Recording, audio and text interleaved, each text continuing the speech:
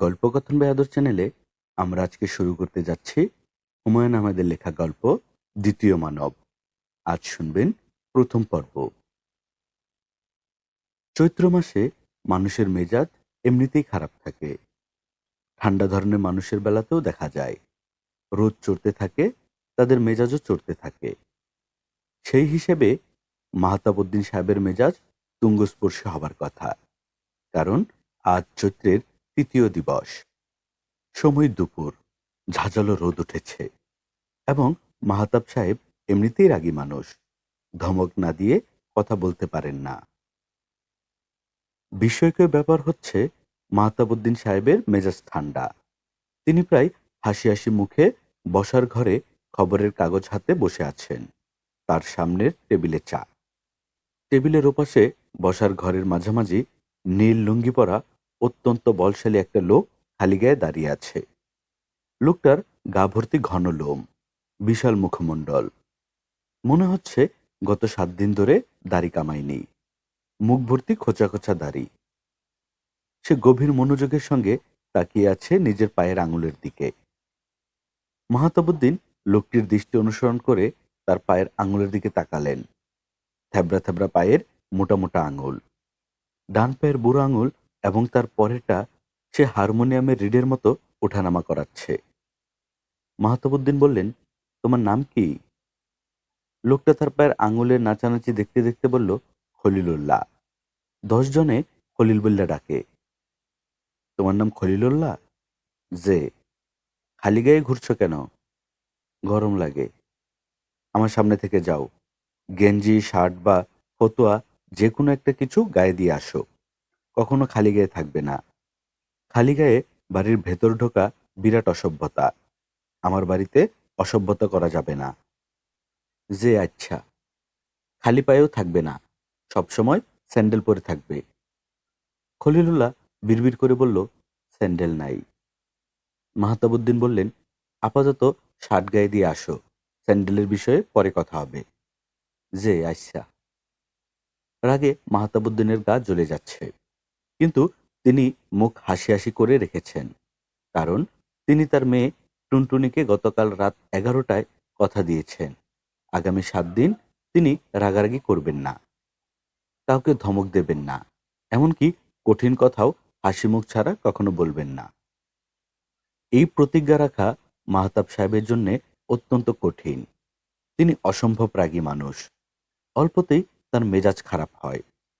তার কপালটা এরকম যে মেজাজ খারাপ হওয়ার মতো ঘটনা কিছুক্ষণ পর পর তার চোখের সামনেই ঘটে। আজ ছুটির দিন।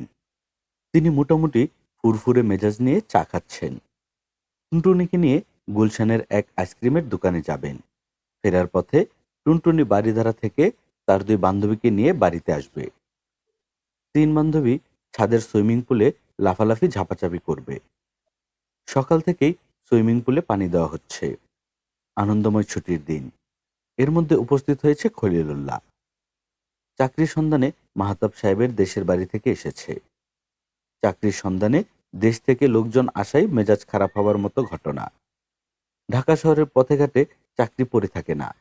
কেউ এলো, পথ থেকে একটা চাকরি কুড়িয়ে তার হাতে দিয়ে দেওয়া হলো। হাসি মুখে চাকরি নিয়ে সে বাড়ি চলে গেল।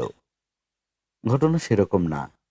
বিএ এমএ পাস ছেলে শুকনো মুখে পথে ঘাটে ঘুরছে।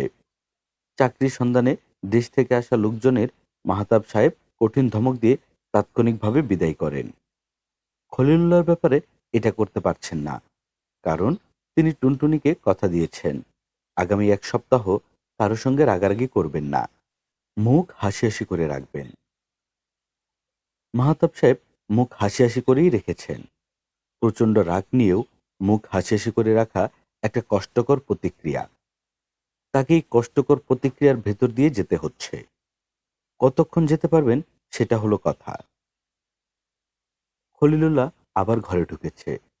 সে লুঙ্গির উপর একটা চকচকে হলুদ শার্ট পরে এসেছে। গলায় মাফলারের মতো ভেজা গামছা পেঁচানো। মাহতাব সাহেব তাকে গলায় গামছা পরতে বলেননি। মনে হচ্ছে গলায় গামছা পরাটাকে সে সাজসজ্জার অংশ হিসেবে নিয়েছে। আমার কাছে চাকরির সন্ধানে এসেছ? খলিলুল্লাহ কিছু বলল না। আগের মতো পায়ের বুড়ো আঙুল ওঠানামা করতে লাগলো। তবে এখন সে দুটো পায়ের বুড়ো আঙুলই নাচাচ্ছে। দেশের বাড়িতে কি কাজ করতে? মাটি কাটতাম। মাটি কাটা ছাড়া আর কোনো কাজ জানো? যে না। মাটি কাটা বন্ধ করে ঢাকা এসেছো কেন? খলিলুল্লাহ জবাব দিল না। তার দৃষ্টি পায়ের বুড়ো আঙুলের দিকে। মাহতাব সাহেব বললেন, ঢাকা শহরে মাটি কাটার কাজ নেই। শহরে মাটিই নেই, কাটবে কিভাবে? ঢাকা শহর হলো ইট সিমেন্টের। ইট সিমেন্ট কাটতে পারো? যে না। তাহলে তো আর কিছু করার নেই, বাড়ি চলে যাও। যে আচ্ছা, চলে যাব। মাহতাব সাহেব খুবই বিস্মিত হলেন। বাড়ি চলে যাবার কথা বলার সঙ্গে সঙ্গে সে ঘাড় কাত করে বলেছে, যে আচ্ছা। এইসব ক্ষেত্রে নানান অনুনয় বিনয় চলে। ছেলে মেয়ে নিয়ে না খেয়ে আছি, এ জাতীয় কথাবার্তা বলা হয়। কেউ এক কথায় বাড়ি চলে যেতে রাজি হয় না। বাড়িতে যে যাবে, যাবার ভাড়া আছে? যে না। যাবে কিভাবে? হাঁটা পথে। হাঁটা পথে মানে কি, হেঁটে হেঁটে? যে হেঁটে হেঁটে চলে যেতে পারবে? যে হাইটটা আসছি, হাইটটা যাব। নেত্রকোনা থেকে ঢাকা হেঁটে এসেছো? যে কত ঘন্টা লেগেছে? ঘন্টার হিসাব করি নাই। সকালে রওনা দিলে পরের দিন দুপুরের মধ্যে যাওয়া যায়। সারাদিন সারা রাত হাঁটতে হবে?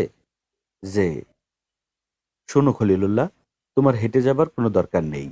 দুপুরে খাওয়া দাওয়া করো।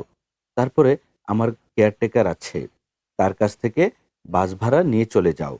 কেয়ারটেকারের নাম বারেক মিয়া। যে আচ্ছা। দেশের বাড়িতে তোমার আছে কে? কেউ নাই, আমি একলা। বাড়িঘর আছে? যে না। বাড়িঘর নাই, ঘুমাও কোথায়? তার বাড়ির উঠানে শুয়ে থাকি, মাঝে মধ্যে মসজিদে ঘুমাই। ঠিক আছে, এখন যাও, দুপুরে চলে যাবে। যে আচ্ছা। খলিলুল্লাহ পা ছুঁয়ে সালাম করতে এলো। মাহতাব সাহেব বললেন, সালাম করতে হবে না। খলিলুল্লাহ সালাম না করে উঠে দাঁড়ালো। মাহতাব সাহেব বললেন, আমার বাড়িতে চাকরির গাছ নেই, যে গাছ ভর্তি চাকরি ফল ফলে আছে।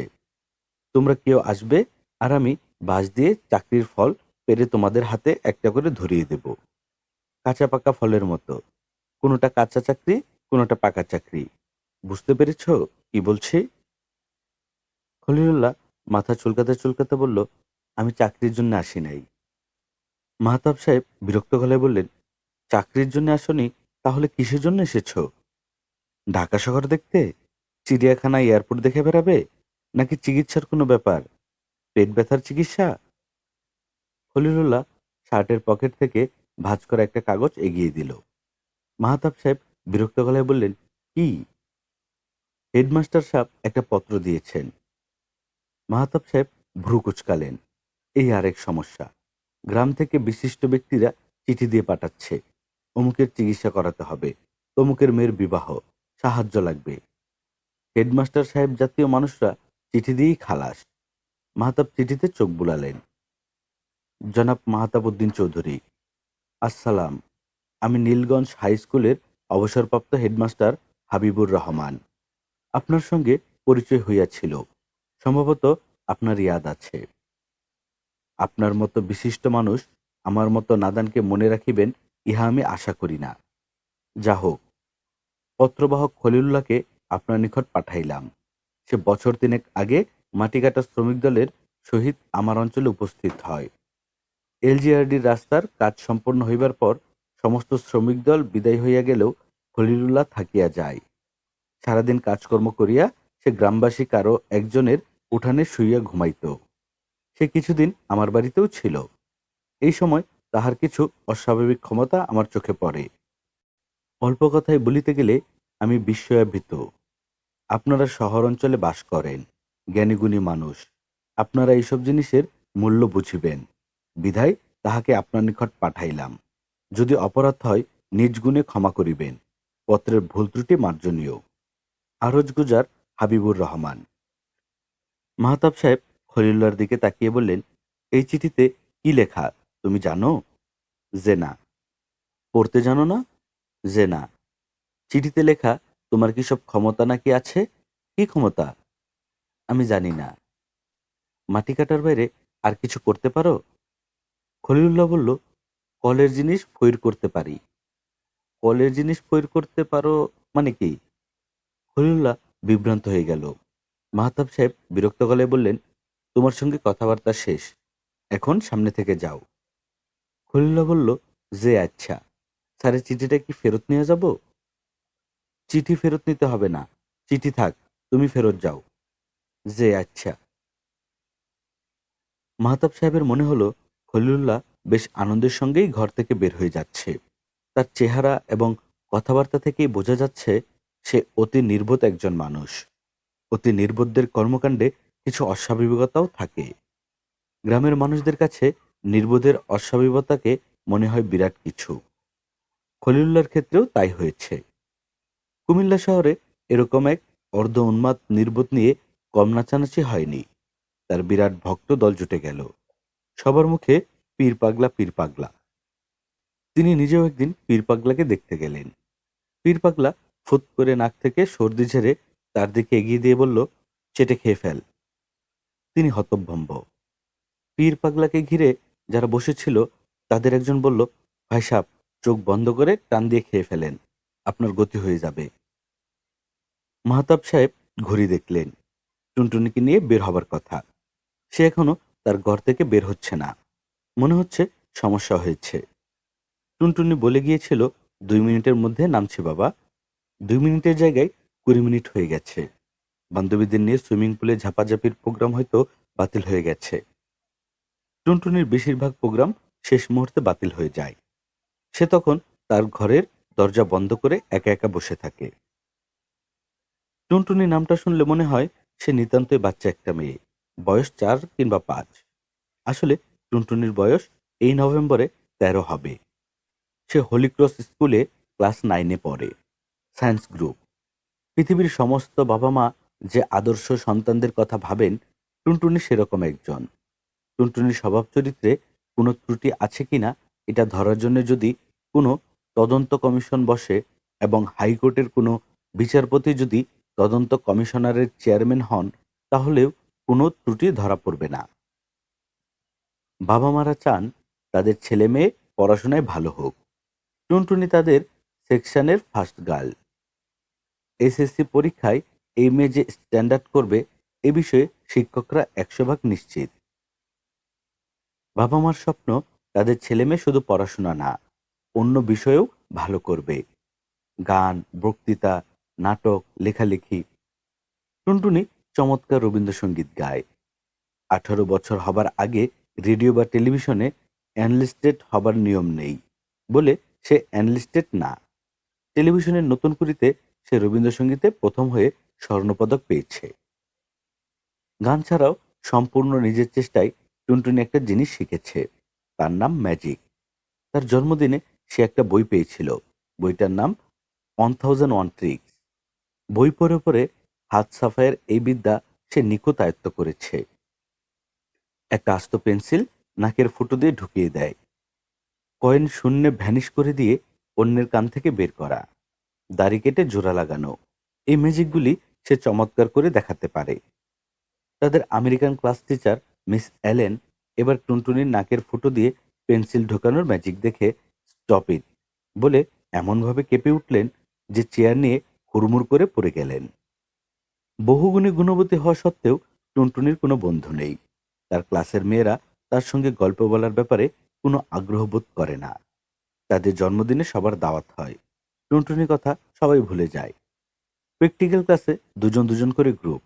দেখা গেল টুনটুনিকে নিয়ে কেউ গ্রুপ করতে চাচ্ছে না।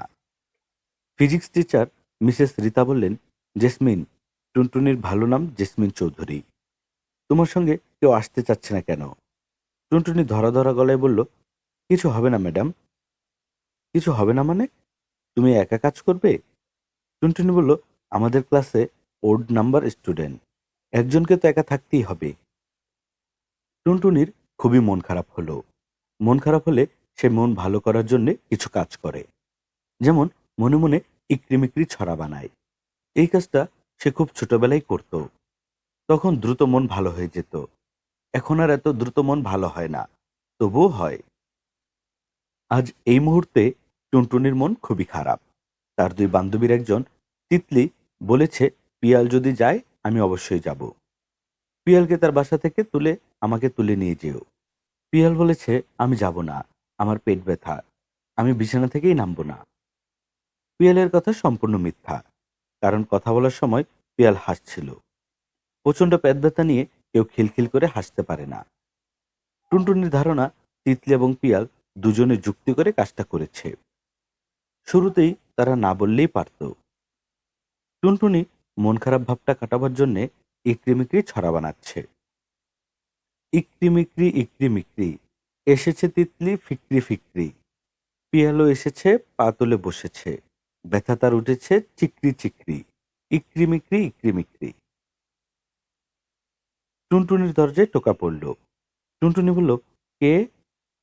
মাহতাবুদ্দিন বললেন, দরজা বন্ধ করে বসে আছিস কেন রে মা, যাবি না? টুনটুনি বলল, প্রোগ্রাম ক্যান্সেল হয়েছে বাবা। ক্যান্সেল হলো কেন? বান্ধবীরা আসবে না? না, তারা না এলে না আসবে, আমি আর তুই আমরা দুজনে মিলে পানিতে ঝাপাঝাপি করব। আমার আজ আর পানিতে নামতে ইচ্ছে করছে না। দরজা খুলতো। টুনটুনি দরজা খুলল। মাহতাবুদ্দিন মেয়ের বিষণ্ণ মুখ দেখলেন। তার মন অসম্ভব খারাপ হয়ে গেল। মামরা এই মেয়েটির মন খারাপ হলে তার নিজের মাথা এলোমেলো লাগে। টুনটুনি, বলো। চৈত্রের দুপুরে পিতাকন্যা পানিতে ভাসছে, এই আনন্দই অন্যরকম। মন খারাপ করে বসে থাকিস না, সুইমিং কস্টিউম বের কর। টুনটুনি বলল, ঠিক আছে, বের করছি। মাহতাব সাহেব মেয়ের খাটে বসতে বসতে বললেন, তুই শুনে খুশি হবি যে আজ এখন পর্যন্ত আমি কারো সঙ্গে রাগারাগি করিনি। খলিলুল্লাহর সঙ্গে হাসি হাসি মুখে কথা বলেছি। খলিলুল্লাহকে? গ্রাম থেকে একজন এসেছে, নেত্রকোনা থেকে সরাসরি হেঁটে ঢাকায় চলে এসেছে। কি জন্য এসেছে? চাকরির জন্যে না সাহায্য? কি জন্য এসেছে সেটা পরিষ্কার বোঝা যাচ্ছে না। হেডমাস্টার সাহেব চিঠি দিয়ে পাঠিয়েছেন, তার নাকি বিশেষ কিছু ক্ষমতা আছে, সেই ক্ষমতা পরীক্ষা। কি ক্ষমতা? জানি না তোমা, কি ক্ষমতা। তাকে জিজ্ঞেস করেছিলাম, সেও বলতে পারে না। সে বলল ফইর করতে পারে। ফইর কি জিনিস, কে বলবে? টুনটুনি বলল, বাবা, আমি ওনার সঙ্গে কথা বলবো। মাহতাব সাহেব বললেন, কোনো দরকার নেই, যন্ত্রণা বাড়াবি না। টুনটুনি বলল, দরকার আছে, তুমি তাকে আমার ঘরে পাঠাও। সে হয়তো এতক্ষণে চলে গেছে। চলে গেলে তাকে আনবার ব্যবস্থা করো, আমি তার সঙ্গে কথা বলবো। প্লিজ, তার সঙ্গে কথা বলার পর তোমাকে নিয়ে পানিতে নামবো। টুনটুনির মুখ থেকে বিষাদ ভাবটা চলে গেছে। আগ্রহ এবং উত্তেজনায় টুনটুনির চোখ চকচক করছে। তার কাছে মনে হলো, অতি নির্বোধ একজন মানুষের কল্যাণে কিছুক্ষণের জন্যও যদি তার মেয়েটার মন ভালো হয়, তাতে ক্ষতি কিছু নেই। তিনি উঠে দাঁড়ালেন। খলিলুল্লাহ চলে গিয়ে থাকলে তাকে ফেরত আনার জন্য বাসস্ট্যান্ড পর্যন্ত লোক পাঠাতে হবে। টুনটুনি বলল, আপনার নাম খলিলুল্লাহ? খলিলুল্লাহ হ্যাসূচক মাথা নাড়ল। তার দৃষ্টি সুইমিং পুলের পানির দিকে। মানুষের বাড়ির ছাদেও যে দিঘি থাকতে পারে, এই ধারণা সম্ভবত তার নেই। খলিলুল্লাহর চোখে মুখে চাপা উত্তেজনা। সে এক মুহূর্তের জন্যও সুইমিং পুলের পানি থেকে দৃষ্টি সরিয়ে নিতে পারছে না। টুনি কথা বলার জন্য খলিলুল্লাহকে ছাদে নিয়ে এসেছে। বাবার সামনে কথা বলতে সে হয়তো অস্বস্তি বোধ করবে, এই ভেবে মাহতাব সাহেবকে নিচে পাঠিয়ে দিয়েছে। টুনটুনি বসেছে সুইমিং পুলের উঁচু পাড়ে। খলিলুল্লাহ তার সামনেই দাঁড়ানো। বাবা বলছিল, আপনার নাকি কি ক্ষমতা আছে? কি ক্ষমতা? আমাকে বলুন। আমাকে বলতে কোনো সমস্যা নেই, আমি ছোট মানুষ তো, ছোট মানুষকে যে কোনো কিছু বলা যায়। খলিলুল্লাহ টুনটুনির কথার উত্তরে কিছু বলল না, আগের মতোই পানির দিকে তাকিয়ে রইল। টুনটুনি বলল, আপনি দাঁড়িয়ে আছেন কেন? বসুন, রিল্যাক্স হয়ে বসুন। খলিলুল্লাহ বসল না। টুনটুনি বলল, আমারও কিন্তু ক্ষমতা আছে। আমি কি করতে পারি জানেন? আমি একটা পিং পং বলকে দুটো বানাতে পারি, আবার একটা বল শূন্যে ভ্যানিশ করে দিতে পারি, দেখবেন? খলিলুল্লাহ হ্যাঁ না কিছুই বলল না। টুনটুনি ব্যাগে করে ম্যাজিক দেখানোর জিনিস নিয়ে এসেছিল। একটা পিং পং বল দুইটা করার ম্যাজিক খুব সহজ ম্যাজিক, তবে যারা ম্যাজিকের কৌশল জানে না তারা খুবই অবাক হয়। টুনটুনি আগ্রহ নিয়ে ম্যাজিকটা দেখালো। একটা পিং পং বল 2টা হয়ে যাচ্ছে। আবার একটা বল শূন্যে মিলিয়ে যাচ্ছে। খলিলুল্লাহ অবাক হয়ে ম্যাজিকটা দেখল। টুনটুনি বলল, আপনি কি এরকম পারেন? যে না। তাহলে কি পারেন? কলের জিনিস ফইর করতে পারি। আমি আপনার কথা বুঝতে পারছি না। কলের জিনিস কি? আর ফইরই বা কি? একটা নষ্ট কলের জিনিস দেন, আমি ফইর করব। আমি তো আপনার কথাই বুঝতে পারছি না। কলের জিনিস ফইর করা ছাড়া আর কি পারেন? পানির খেলা পারি। পানির খেলাটা কি? পানির মধ্যে থাকতে পারি। পানির মধ্যে তো সবাই থাকতে পারে। আমি একবার সন্ধ্যাবেলায় সুইমিং পুলে নেমেছিলাম। রাত 11টায় উঠেছি। তারপর আমার অবশ্য জ্বর এসে গিয়েছিল। খলিলুল্লাহ নিচু গলায় বলল, পানির মধ্যে নাইম্যা আমার খেলাটা দেখাই। দেখাইলে বুঝবেন, না দেখাইলে বুঝবেন না। সুইমিং পুলে নামতে চান? খলিলুল্লাহ হ্যাসূচক মাথা নাড়ল। টুনি বলল, আপনি সুইমিং পুলে নামলে বাবা খুব রাগ করবেন। তাইলে থাও। টুনটুনি বলল, পানির খেলাটা কিরকম? অ্যাক্রোবাটিক কিছু? খলিলুল্লাহ বলল, না দেখলে বুঝবেন না, দেখলে মজা পাইবেন। সবই মজা পায়। আপনার এই খেলা দেখলে সবাই মজা পায়? যে পায়। টুনটুনির খুবই ইচ্ছে করছে পানির খেলাটা দেখতে। খেলাটা সত্যি সত্যি যদি খুব মজার হয় তাহলে সেও শিখে নিতে পারবে। এই খেলা দেখে অন্যদেরকে অবাক করে দিতে পারবে। লোকটা যদি সাবান দিয়ে গোসল করে তারপর পানিতে নামে, তাহলে কি বাবা খুব বেশি রাগ করবেন? এই খেলা দেখাতে আপনার কতক্ষণ লাগবে? আপনি যতক্ষণ বলবেন ততক্ষণ দেখাবো। আচ্ছা বেশ, দেখান আপনার খেলা। বেশিক্ষণ দেখাতে হবে না, অল্প কিছুক্ষণ দেখালেই হবে। পানিতে নামার আগে আপনাকে একটা কাজ করতে হবে। গায়ে সাবান মেখে খুব ভালো করে গোসল করতে হবে। ডান দিকের হলুদ দরজাওয়ালা ঘরটায় শাওয়ার আছে, সাবান আছে। ভালো করে গোসল করে নিন। শাওয়ার কি করে ছাড়তে হয় জানেন? যে না। আসুন আপনাকে দেখিয়ে দিচ্ছি। আরেকটা কথা, আপনি পানিতে নামার সময় বাবা যদি হঠাৎ ছাদে এসে দেখে ফেলেন, তাহলে তিনি খুবই রাগারাগি করবেন। কাজেই আপনি আপনার খেলাটা দ্রুত দেখিয়ে উঠে পড়বেন। ঠিক আছে? খলিলুল্লাহ ঘাড় কাত করে হাসল। এই প্রথম মনে হলো বাচ্চা মেয়েটার কথাবার্তায় সে খুব মজা পাচ্ছে। টুনটুনি ভেবেছিল পানির খেলাটা খুব জটিল কিছু হবে। বাস্তবে দেখা গেল ব্যাপারটা জটিল কিছু না। পানিতে হাত পা ছড়িয়ে ডুবে থাকা। টুনটুনিদের সুইমিং পুলে পানি বেশি নেই। সবচেয়ে গভীর জায়গাটা মাত্র 5 ফুট 7 ইঞ্চি। অগভীর জায়গাটা 3.5 ফুট। খলিলুল্লাহ নামের লোকটা অগভীর জায়গায় হাত পা ছড়িয়ে চিত হয়ে শুয়ে আছে। পরিষ্কার পানিতে তার চোখ মুখ দেখা যাচ্ছে। টুনটুনি প্রথমে ভাবল সে যে পানির নিচে চোখ মেলে তাকিয়ে আছে, হাসছে, এটাই বোধহয় খেলা। খেলাটা যে এর চেয়ে অনেক বেশি জটিল এটা বুঝতে তার কিছুক্ষণ সময় লাগলো। যখন সে বুঝতে পারল তখন বুকে ধাক্কার মতো লাগলো। মানুষ 2-1 মিনিটের বেশি পানির নিচে থাকতে পারে না। খলিলুল্লাহ পানির নিচে অনেকক্ষণ হলো আছে। সেই অনেকক্ষণ মানে কতক্ষণ? 5 মিনিট, 10 মিনিট, না তার চেয়েও বেশি। এটা কি করে সম্ভব? এটা কি ম্যাজিকের কোনো কৌশল? সিঁড়িতে পায়ের শব্দ পাওয়া যাচ্ছে। সুইমিং কস্টিউম পরে মাহতাব সাহেব আসছেন। তিনি টুনটুনির দিকে তাকিয়ে বললেন, খলিলুল্লাহর সঙ্গে তোর ইন্টারভিউ কি শেষ হয়েছে? টুনটুনি হ্যাসূচক মাথা নাড়ল। মাহতাব সাহেব বললেন, লোকটার ক্ষমতার কোনো নমুনা দেখেছিস? ফইর খেলা দেখিয়েছে? টুনটুনি কিছু বলল না। মাহতাব সাহেব বললেন, সে গেছে কোথায়? টুনটুনি আঙুল দিয়ে সুইমিং পুলের পানি দেখিয়ে চাপা গলায় বলল, বাবা, লোকটা খুব কম করে হলেও 10 মিনিট হলো পানিতে ডুবে আছে। মাহতাব সাহেব ঘড়ি ধরে 45 মিনিট সুইমিং পুলের পাশে বসে রইলেন। এক পলকের জন্য খলিলুল্লাহর মুখের উপর থেকে দৃষ্টি সরালেন না। এই 45 মিনিটে তিনি 6টা সিগারেট খেয়ে ফেললেন। এক সময় হাত ইশারা করে খলিলুল্লাহকে পানি থেকে উঠতে বললেন। সে খুব স্বাভাবিকভাবে উঠে এলো।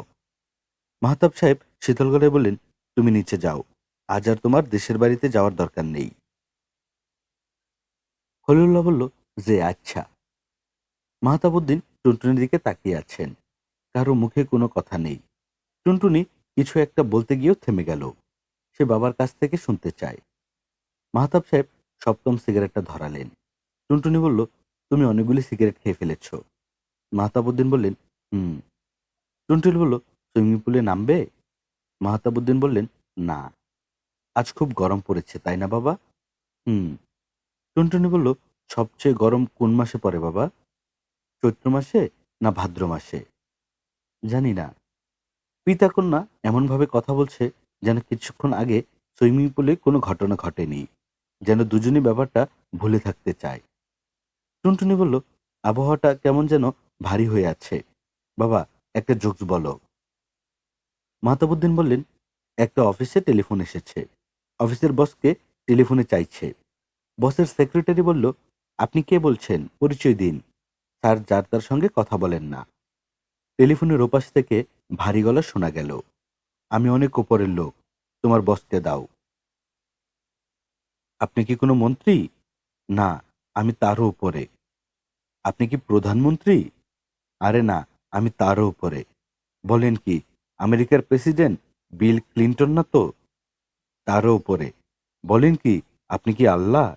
আরে না, তারও উপরে। আল্লাহর উপর তো কেউ না। আমি সেই কেউ না।